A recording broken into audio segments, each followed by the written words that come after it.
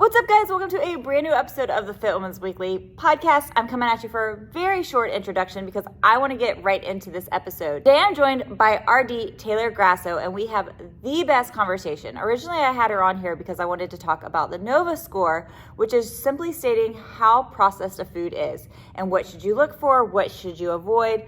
But in getting to that topic, we talked about so many more other things. We talked about processed foods, but we also talked about intuitive eating. Is tracking important? Is it not important? What are some good sources of protein? What should you look for when you're trying to get a fast protein source in, whether that is from a protein bar or powder, and so much stuff in here to uncover. I know that you're gonna love this episode, so we're gonna jump right in, but make sure at the end of the episode that you check out Taylor's information. She has some awesome stuff over on her TikTok and over on Instagram.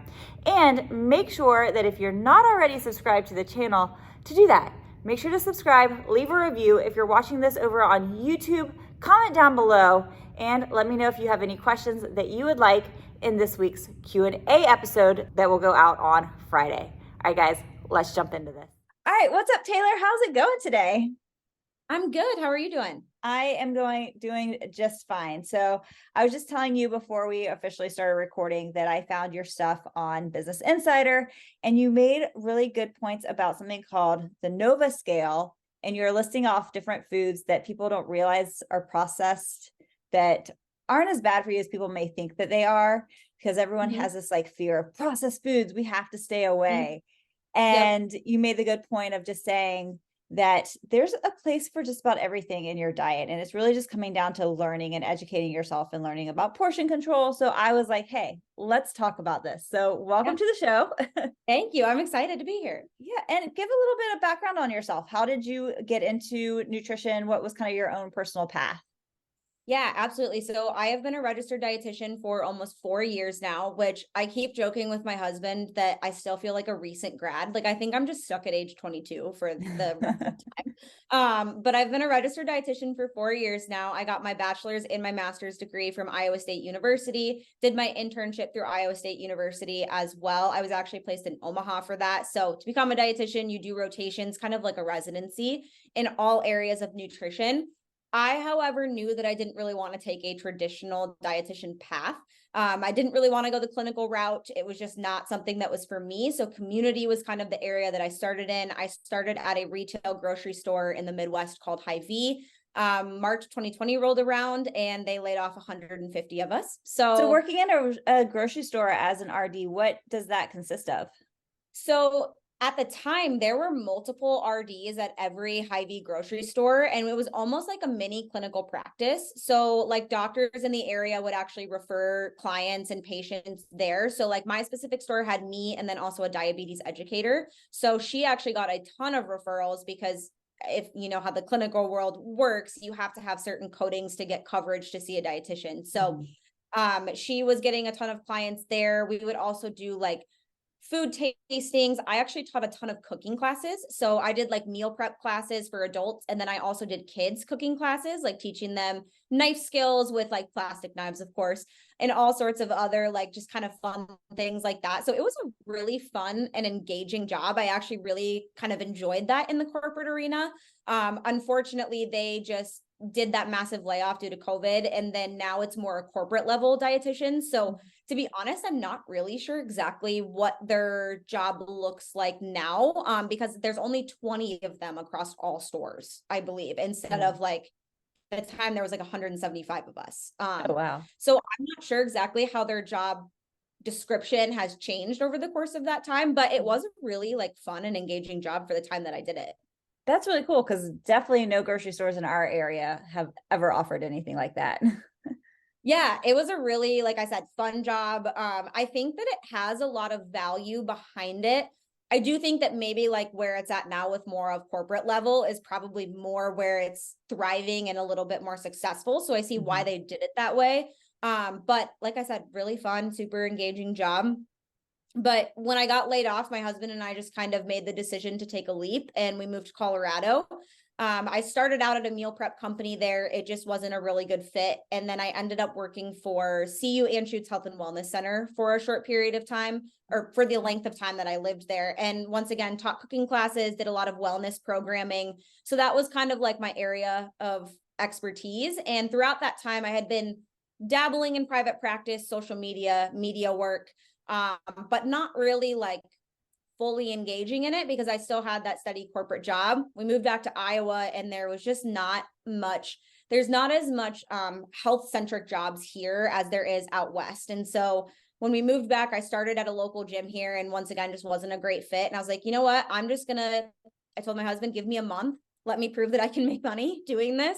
And I did. So now I work fully in social media, nutrition, private practice, and then also do things like articles, podcasts, different things like that as well. Just trying to share nutrition information from an intuitive, approachable perspective. But just out of curiosity, because you said that you had tried working in a gym atmosphere, was part of the issue with that, were they trying to push numbers as far as like weight loss, like how many pounds did this person lose? Versus I feel like based on the information that I've read about you and on your Instagram, you're more about like lifestyle changes and healthy living versus just being like, how do you lose 10 pounds tomorrow? Yes. Yep. Exactly. So the gym atmosphere was very much of that. It was kind of pushing a lot of my boundaries in terms of where my values stand with how I preach dietetics. In the gym setting, I think it is a lot of that. Like, I want to lose 10 pounds by tomorrow, or these 6-week challenges or 75-day challenges, whatever it may be. So there was a number pushing side on that side. And then there's also the specific gym I was at, there was also a number pushing side in the sense of like the amount of income that you're driving in. So they want you to be working with as many people as you can handle, basically. And for me, I don't get to provide as high quality of work, I feel, in that scenario. Like, I'm kind of giving them the bare basics and the bare bones, and that's just not how I run. My private practice now, I only see 10 to 12 people at a time per cohort that I take on, because then I feel like I have the adequate amount of time to give them the proper care and education that I want to give, because that's kind of the platform that I stand on, is a lot of education basis versus just macros or calories or cutting or, all of those kind of like big gym lingo things that you hear.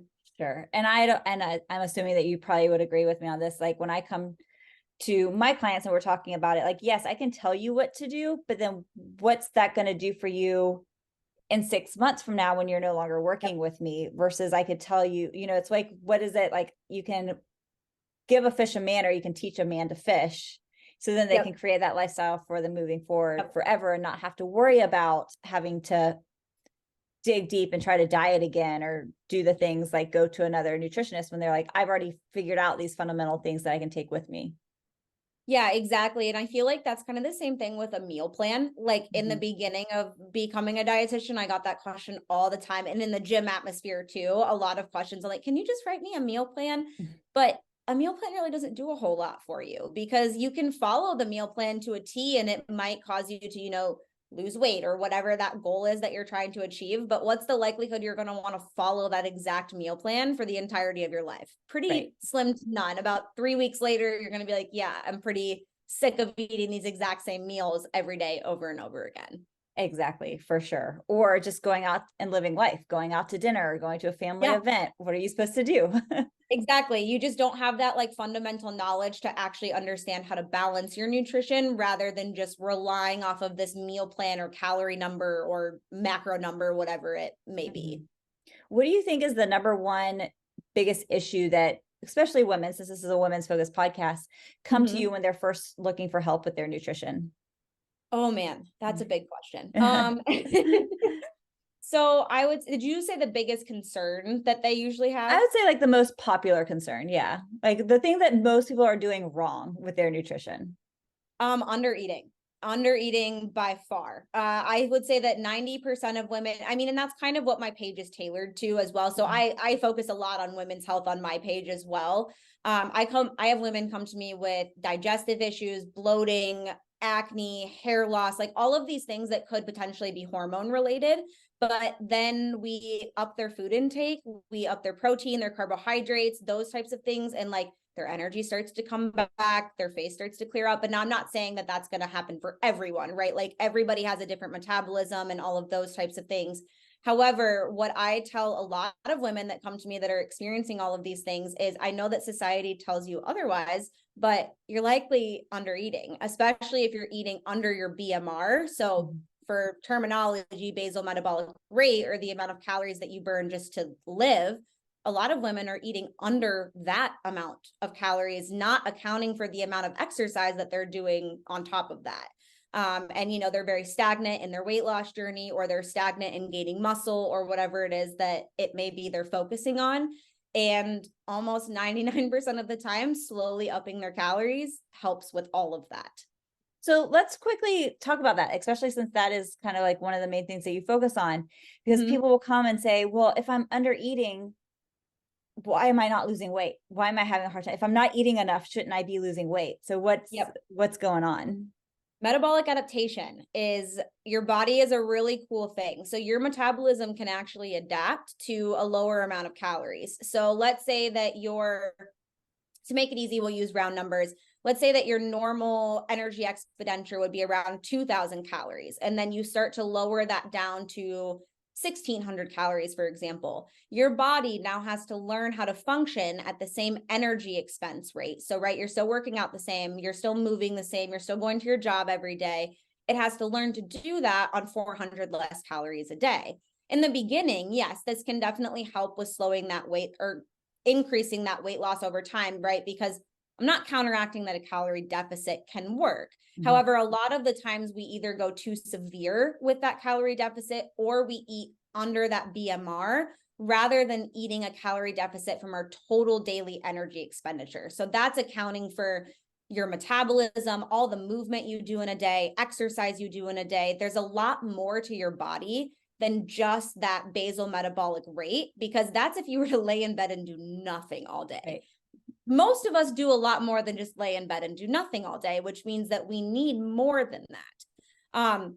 Another thing for us as females as well, limiting our calories does have a really significant impact on a lot of our hormones. So it can not only affect our hunger and fullness cues, so ghrelin and leptin, which are two hormones that influence that hunger and satisfaction, but it can also influence a lot of our reproductive hormones, which can then influence some of our body composition. For example, estrogen plays a huge role in body composition, and under eating can down regulate or slow the release of estrogen. That's what can lead to potentially losing a cycle and things like that if you're under eating. So all of these things can then kind of play in, not to mention the lowering of thyroid hormones, which play into your metabolism as well. Women just tend to be more affected by these hormone shifts than men.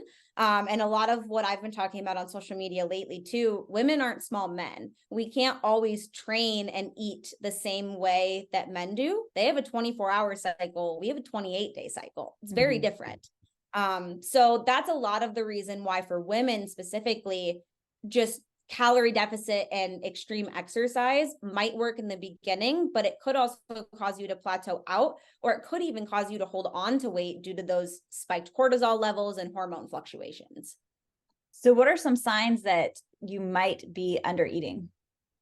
So some of those digestion things that I said, because can actually think of your stomach like a muscle, can actually slow down your gut motility. Like if you don't use your bicep for a while, right? Bicep curls become harder. Same thing, because your stomach is a muscle. If you're not eating enough or frequently enough, that stomach muscle is going to slow down, and that slowed down of the motility is going to cause constipation. It can cause gas, different things like that, bloating. Acne is another one that could be considered with under eating, hair loss, constantly feeling cold. Not really noticing hunger and fullness cues. So like if you really don't feel hungry or you don't really feel full, that can be another one, because those cues can just kind of go away if we ignore them for a long time. Always feeling fatigued or getting sick or injured quite often. Those are other ones that I see a lot, because your body is just functioning on such a low amount of energy. It's not prioritizing your immunity. And that decrease in estrogen actually impacts us females in terms of bone density. So it helps to keep our bones more dense. If we're not producing enough estrogen, that puts us at a really high risk for things like stress fractures or injuries on that side of things too. which I mean, people listening to this podcast, they've been listening for a long time, know my personal story. And in my early 20s and my late teens, I dealt with an eating disorder. And during a 1 year period, I broke 3 or 4 bones at the time. Mm-hmm. So yeah. Yep. And same, that's my story as well. That's what got me into dietetics. I struggled with orthorexia for a majority of my high school and college career. I went into dietetics for disordered reasons, which is really funny now, like on the flip side of things and doing kind of a full circle moment that now I'm helping women get out of that mindset. And I went into this profession with that mindset. And same here, I was a track and cross country athlete in high school, and then in college I ran half and full marathons, and I think I had 4 stress fractures throughout that time period. So really similar to that as well. So somebody that maybe is coming from where you were back then, or in my younger days as well, if you realize that they are under eating, how can you approach them and support them and convince them to give this a try, to actually start eating more? Because that is such a scary thing, even for someone that's not even dealing with an eating disorder or a past, just someone who's like, I'm trying to lose weight and you're trying to tell me to eat 500 calories more. How do you navigate that? 100%. So there's a lot of different ways to navigate that. If you're dealing with someone who has an eating disorder or a disordered eating past, approaching it very gently and from a place of concern rather than a place of pushing, I guess would be the word I'm looking for. Because if someone is struggling with, and if you've experienced this as well, an eating disorder or disordered eating, you have to want to get out of that on your own. Of course, people can care and they can gently guide you, but you have to want that for yourself for it to really work and take. So I think gently pushing suggestions into that person's head can be helpful, but not forcing them into the decision, and asking a lot of questions as well, asking where those desires are coming from. Why do you want to lose weight, or why do you feel the need to lose weight? Why do you feel the need to be smaller? Trying to get them to almost come to that conclusion on their own that, oh, maybe I'm not doing this for super healthy reasons. And then someone who doesn't really have a disordered eating or eating disorder past, what I often ask them is, how long have you been trying to lose weight? A lot of the times they've been yo-yo dieting for years and years and years. And I say, and have any of those diets worked? Well, yeah, I lost weight, but did you gain it back after the fact because those habits were unsustainable? Most of the time, the answer is yes. And I say, do you want to continue with that pattern? And they're like, no, I don't want to keep doing these yo-yo diets because it doesn't make me feel good. And I say, so that's where the internal motivation then should come from, is that you don't want to keep doing these diets over and over and over again, because we see the pattern that they're unsustainable in the long term. And because of that yo-yo dieting, that's what's causing those ups and downs in your weight. So if we want this to be something that's more sustainable, let's focus on these habits. And a lot of the times too, I have some studies on weight stability with intuitive eating, that it can really help with kind of evening out your weight rather than those constant fluctuations. Sharing a lot of science and a lot of data is really helpful as well, because it kind of gives you that like biological perspective to help your brain wrap its mind around the scientific side, rather than kind of the emotional side of wanting to lose the weight, if that makes sense. Absolutely. Now, you said a word in there that I want to kind of circle back on real fast, and it's intuitive eating. And intuitive eating has gotten a big spotlight over in the past couple of years. And some people love it. I'm a big fan of teaching people what proper, like, I feel like the way that we think of intuitive eating is not necessarily true, because we have so much food around us that sometimes, we're convinced that we need all of this, when really we just need to tailor some things in and teach ourselves what proper portion is first before we go into intuitive eating. So I do believe in like starting with tracking and just giving yourself that basic information before you go into it. But then there's the other camp of people that say, oh, intuitive eating, that means that if I can eat a pint of ice cream every single day because that's what my body's craving, that's what I should do. Right. So what are your thoughts on intuitive eating, and how do you teach people how to properly start adapting it? Yeah, absolutely. So I actually agree with you 100%. I feel like I'm kind of in the minority of intuitive eating practitioners that believes that macros and calories can be helpful in the beginning. The only people that I will not do macros and calories with are people who have disordered eating or eating disorder past, and especially those who are triggered by numbers. However, I don't disagree with that fact that I think you have to have an understanding of nutrition to effectively intuitively eat. You can't jump into intuitive eating without knowing what foods are in the protein group or what foods fall in the carbohydrate groups. And then also, how do these foods actually impact you, especially if you're someone who's active? Like, why do you need carbohydrates? Why do you need protein? Why do we need fat as females in terms of like hormone health, for example?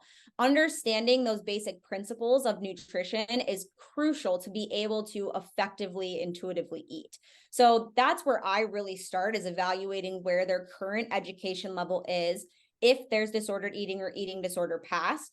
And a really big thing for me with calories and macros as well is that I often give ranges on those numbers so that people don't feel boxed in to specific numbers. That's where I oftentimes can see people spiral, is if they're not hitting that exact number, it becomes something that's really overwhelming or something that they become a perfectionist about, versus kind of giving a range allows them that freedom to, maybe one day we only get 100 grams of protein, but the next day we get 120. And the other days, maybe we get somewhere in between. It gives them that freedom to make sure that they're providing their body with what it needs, but also enjoying the foods that they want. And that's a really big approach I take as well. I did not coin that original idea, so I do not want to take credit for it, but I love the eat what you want and add what you need sentiment.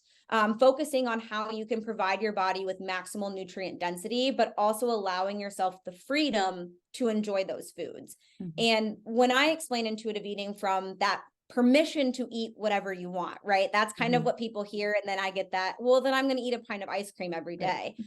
What I often tell people is, okay, eat a pint of ice cream every day, but I want you to evaluate how you feel after eating that pint of ice cream every single day. Because I think where intuitive eating gets misconstrued in the media is that unconditional permission to eat is what's looked at, but it's not talked about how intuitive eating is actually, how do these foods make us feel? How do you perform when you eat certain foods? How do you mentally show up when you're eating certain foods? Because that's really what intuitive eating is about. And I can almost guarantee you, if you ate a pint of ice cream every single day for a week, you would look at me and be like, I don't want to ever touch ice cream again. And I know right now, if you're in a state of restriction, you're like, that's not true. I promise you. It's true. Yes, for sure. Yeah. And unfortunately, I do feel like people that are listening to this podcast are not, quote unquote, the American diet, average American, right? They're like, if you're listening to the Fit Women's Weekly podcast, you are into fitness, you are into learning about nutrition and into your body.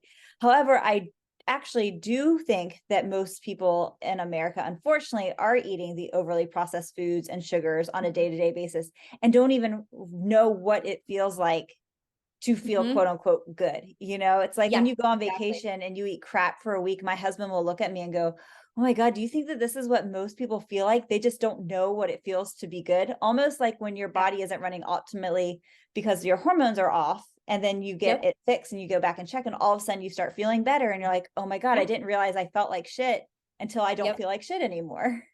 Exactly.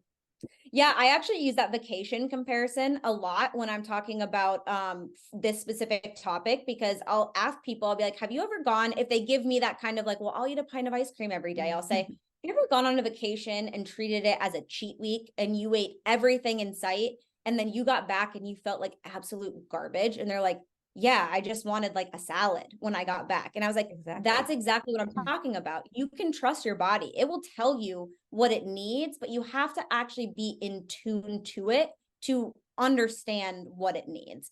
Because like you said, if you don't know what feeling good feels like, if you don't know the basis of nutrition and how to nourish your body, then yeah, it's going to be really hard to effectively intuitively eat, which is why I love that like education component of it.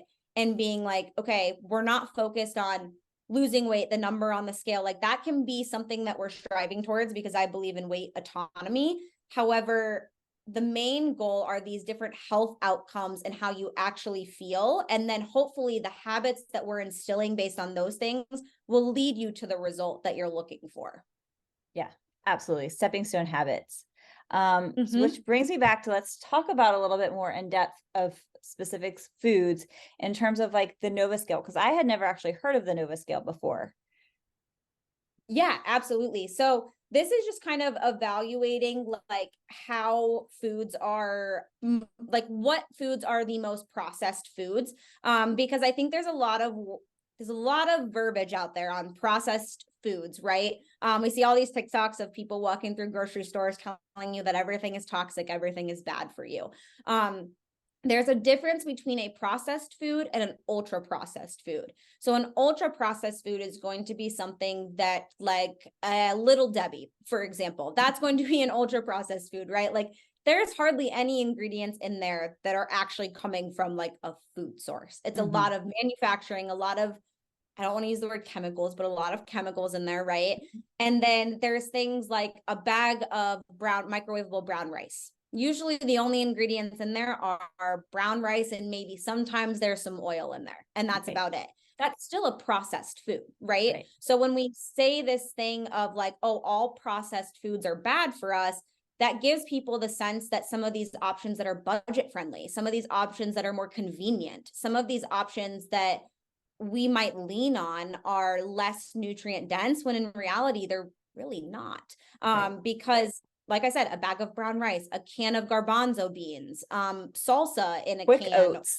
Yeah, oats are another one, or like frozen fruits and vegetables, canned fruits and vegetables. Like those are sometimes a more convenient, budget-friendly option. And like canned vegetables, for example, actually like canned tomatoes, for example, more nutrient density than a regular tomato due to the canning process.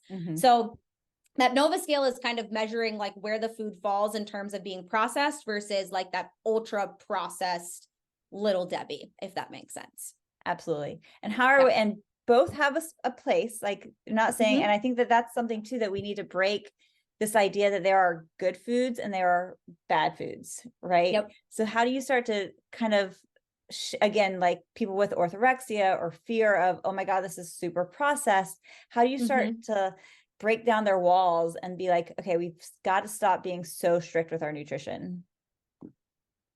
So it's kind of twofold. It depends on like how deep they are into that. And so like slowly reintroducing foods that are not on a clean or a safe list, and doing affirmations in the sense of like giving yourself a fact. So for example, like my name is Taylor Grasso, and then saying like, I am eating a cookie right now and I am safe. It helps your brain correlate that safeness with actual facts. Like you are safe when you eat a cookie. It's not going to deteriorate all of the progress that you've been working towards. So if you have very severe restrictions, that can be helpful, but also working with like a dietitian and a therapist can be super helpful in that sense. If you're more just on the side of you're wary of processed foods, I think once again, leaning into how do these foods actually make you feel is really beneficial here. Because when we think about how like a Little Debbie might make us feel, that's not to say that we shouldn't have it. It's just to say, maybe let's not have 6 of them. Maybe let's have 1 twice a week, because that's what sounds really good to us in that moment. And other questions to ask yourself when you enjoy these foods, because what I see a lot with ultra processed foods is that we restrict. And then when we allow them, we overindulge and overeat them. And that causes us to feel like garbage, right? Because we're eating 6 cosmic brownies in one sitting. Versus if you provide yourself with a nutrient dense meal in the evening and you have protein, carbs, fat, some vegetables, and then you have half of a cosmic brownie afterwards because that's what you were really craving, likely you're not really going to feel all that bad. And you also didn't end up overindulging or overeating that food because you allowed yourself the freedom to have it, but you also made sure that you provided your body with what it needed first. Is there a physiological difference in how your body reacts to something? Let's say, if you sat down and ate the entire box of cosmic cookies in one sitting, or it could, because you have that mentality of, well, I'm going to eat them anyways, I might as well just go ahead and eat them all now to get them out of my house. So you sit down and eat however many are in a box, or you eat 1 a day over the next week. Is there a different reaction that your body does to process that? I would say there's a different emotional reaction to that, right? Because I feel like that, I don't know that there's necessarily a physiological difference, because overall you're still eating the same amount of calories, right? The same amount of sugar, the same amount of saturated fat, whatever it is that we're kind of looking at. However, when we think about the mental toll that has on you when you're eating 6 cosmic brownies in one sitting versus having half of one every single day, that's probably going to feel a lot different. And what I find with clients too is when they start to give themselves permission to enjoy these foods that were once foods that they overate or overindulged on, sometimes they don't even like them anymore.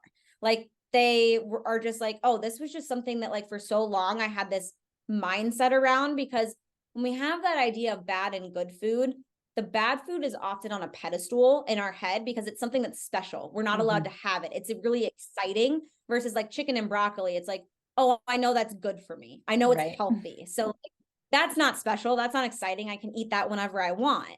That's where if you put all of your food on that same level playing field and we take away that good and bad connotation, that's where then you find that freedom to feel like, oh, I don't need to eat the 6 cosmic brownies all at one time because I know that that's not going to make me feel good. I know that it's not benefiting me in any way. And if I really want a cosmic brownie tomorrow, I can have one. And if I don't want one tomorrow, that's okay too. Yeah, that makes perfect sense. And then the last thing, because I do know that we're starting to come up here on time, is in your article, you talked about protein bars being one of the processed food items.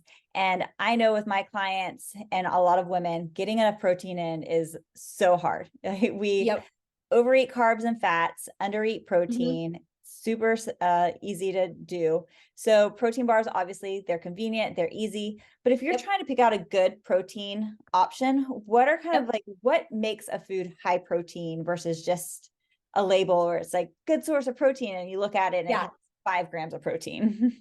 Yeah, exactly. For protein bars specifically, the criteria that I usually tell my clients to look for is around 200 calories, at least 15 grams of protein. And if there's some fiber in there, that's just an extra perk. Also looking at the added sugar in there as well is another really big thing. Some of them have a ton. Another thing with protein bars, I said like 3 things and I'm like, and another thing, but one other thing I say to look out for with protein bars, especially if they are a low sugar or low sugar option. Sometimes companies are using something called sugar alcohol. So like erythritol, xylitol, sorbitol, those aren't inherently bad at all. Like they're very safe to consume. However, they can cause digestive upset. So they can cause diarrhea, bloating, gas. So if you're noticing you're eating a protein bar every day and it has like 0 sugar, 0 carbs, and you're having constant digestive protein issues, toots. it could be the protein bar. So just evaluating those sugars that are in there, but looking for mainly 200 calories or under, 15 grams of protein at least, and then minimal added sugar, some fiber is a bonus. Kind of the same with any other protein-based snack. I often love to recommend like whole food-based protein snacks. So things like cottage cheese, Greek yogurt, string cheese, Baby Bell, things like chopsticks are great as well. Those are all fantastic, but 100% protein bars and protein shakes, those can be a super easy, super convenient way to get in protein on the go without needing a refrigerator and just needing something quick. So I often tell clients, just try to limit it to like 1 bar and 1 shake per day, and then try to get most of your other protein from whole food sources. Those are just meant to kind of supplement that protein in your diet.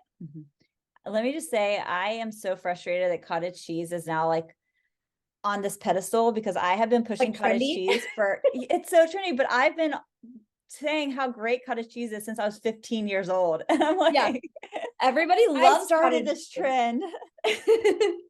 It's a great protein source, and like you can eat it in a savory way, you can eat it in a sweet way. They even make like the little individual ones now that come with like fruit already ready to like just dump in there. I recommend all of that stuff really often. People, I feel like cottage cheese though is something people love or hate. It just depends. If you just, for those of you guys that aren't on the cottage cheese train, try whipping it. And then like turning it into like a yogurt consistency. Yeah, so good. Or mix it into like whip it and then mix it into your oats. Yep. It is good stuff. Or pasta sauce is another one. It can be like a ricotta cheese replacement. I tell my clients a lot, like a lot of my clients who don't like meat, like if they're like, I just struggle getting protein in, I don't really like meat. I'm like, add cottage cheese to your pasta sauce and use like Barilla Protein Plus pasta or chickpea pasta. You're going to bulk up the protein real quick there. So yeah. This is a funny story. I've actually told this before on the podcast, but I don't know if this is a South Carolina thing or just like a my maiden name is Guthrie, a Guthrie thing.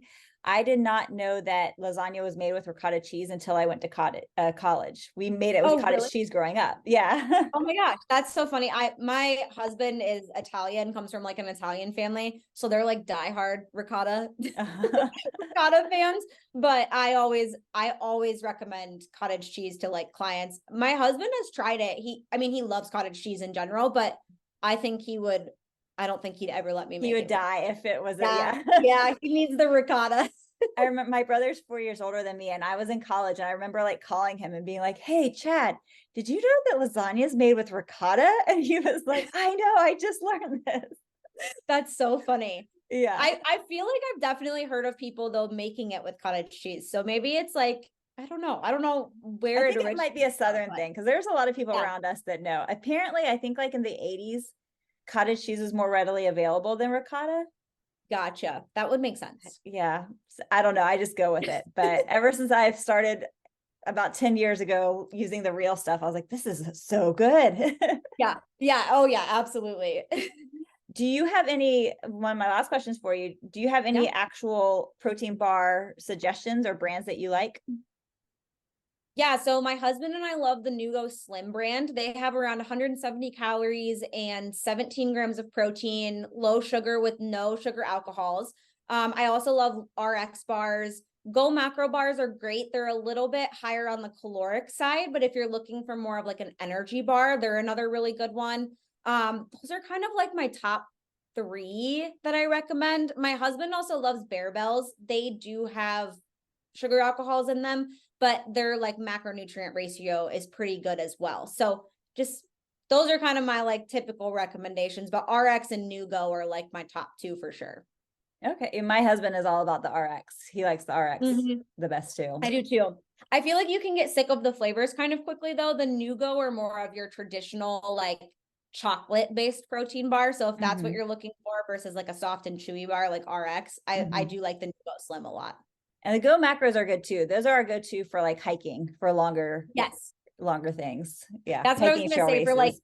if you've got some endurance athletes listening, like Go Mhm. Macros are great for that. And they actually make like mini Go Macro bars now, which kind of have a better macronutrient distribution than like Mhm. the bigger ones. I'm saying a better macronutrient distribution if you don't need like a 300 calorie energy bar. So, Right. yeah. That makes perfect sense. Well, Taylor, thank you so much for hanging out with me. Where can people find you, connect with you, and what kind of programs do you have available? Yeah, absolutely. So I am on TikTok and Instagram. Simply Healthy RD is my username on both of those. I'm more active on TikTok than Instagram. I'm working on that at the moment. But then I do also offer one-on-one coaching. And in the new year, there should be some courses available as well for women's health, nutrition, intuitive eating, and also some hormone health stuff as well. So a website will be coming soon with all of those things. Oh, congratulations. Thank you. I'm excited. Yeah, I'm sure. Well, thank you so much for hanging out. And I cannot wait for everyone to listen and they'll go check you out at Simply Healthy RD. Perfect. Thank you so much for having me. Thank you.